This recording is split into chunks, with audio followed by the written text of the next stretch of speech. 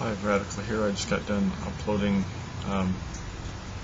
big old huge series, and I was kind of meandering around, and since I've responded to the Amazing Atheist TJ recently, I looked at one of his other videos titled "To My Best Enemy," and he's addressing Jesus Freak with regard to the tragedy that he's going through with issues with his marriage, and on that subject I would hope the best for him, and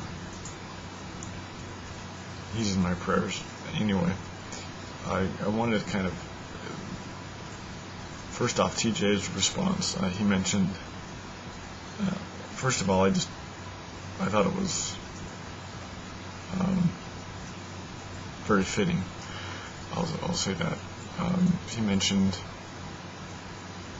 and this is kind of what struck the idea, is when he brought up the fact that, he wasn't doing this for a PR thing,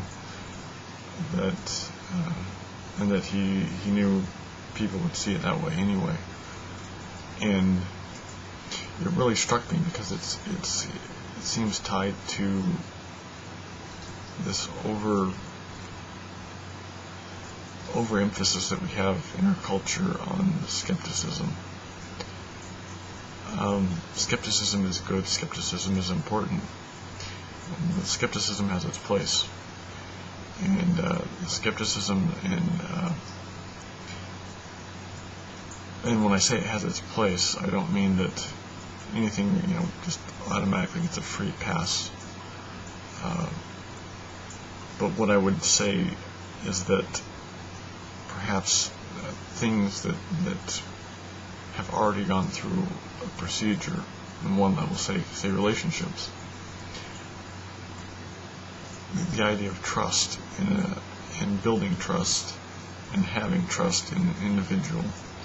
I put up a response recently that I had a question out to secularists and atheists and such, and I presented a hypothetical, and the crux of the hypothetical was my asking, if it came down to the science of the day, to peer-reviewed science and what all of the scientific world was saying at the day, for that moment in time, versus somebody that you had a very profound, long, deep relationship with, and you trusted them. And what if those two were opposed to each other? What if the claims of the one were opposed to the other? Which one would you side with? And to the credit of many of them, they were honest, and they seemed to be honest, and they claimed that they would side with the scientific side, that what the peer review of the day said, what the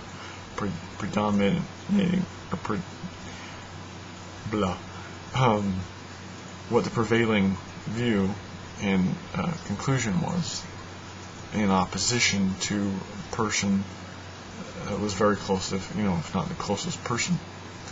And I pointed out instances in which things like that had occurred, and it ended up that the person was right and not the peer review science of the day, not the prevailing view of all of the professionals that were consulted.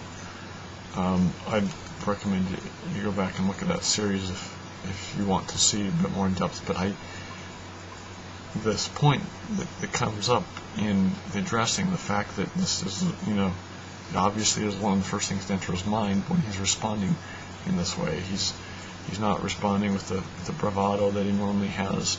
He's not responding seeking the entertainment value he normally does.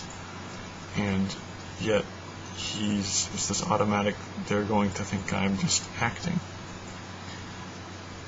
And I just think it's sad that we've reached a level where we've forfeit so much of our intuition. And I'm not saying that TJ does this, because I have seen TJ in some of his other videos has addressed this issue with the sheepish quality that even those in the atheistic or secularist community can't have. I'm not saying all of them do, but even he's pointed that out. I would give that there, but I think it's sad, and I think it highlights the need to have things that we to kind of reassess how we prioritize things, and not make skepticism alone our God, not to make